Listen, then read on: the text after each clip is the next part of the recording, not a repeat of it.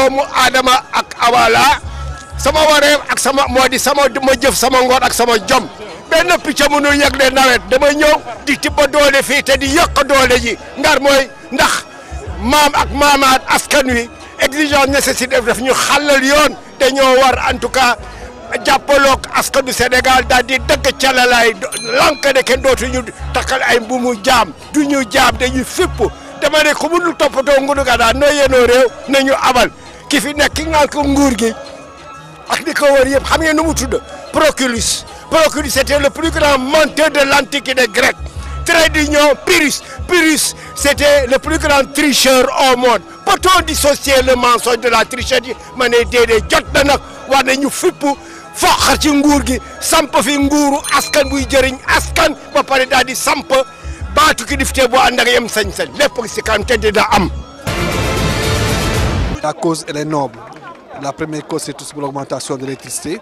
Je pense que tous les citoyens devaient répondre à cet appel là quand même parce que c'est une affaire qui concerne tous les Sénégalais. Donc il est que tout le monde soit là.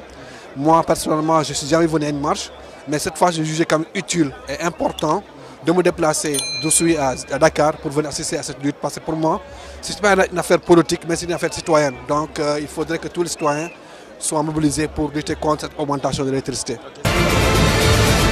ñoom dañoo tële moom Macky Sall ak gouvernement am nañ bàyyi moo gën ñuy traîner Sénégal ci yenn guute yi nañ bàyyi suñu réew ñun suñu réew ñun waa Sénégal jiiteel ko suñu bopp sans les tubaab ñu demal suñu bopp am nañ suñu pétrole am nañ suñu zircon ñu gérer ko suñu bopp man loolu laa bëgg.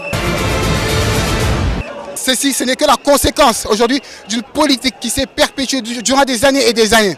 Parce que nous n'avons pas attendu aujourd'hui qu'ils augmentent les prix de l'électricité pour dire que nous ne voulons pas du FMI de la Banque mondiale. Parce qu'aujourd'hui encore, malgré tant d'années, nos États continuent à collaborer avec ces grandes institutions-là, qui n'ont pu sortir aucun pays de la pauvreté.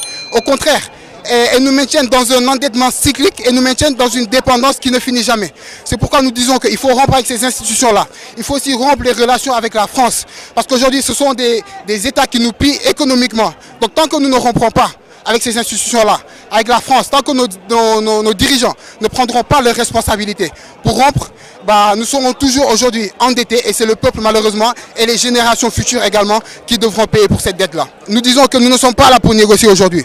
Nous réclamons immédiatement la libération de nos frères dans les plus brefs délais. Parce qu'aujourd'hui nous sommes devant le rond-point de la RTS.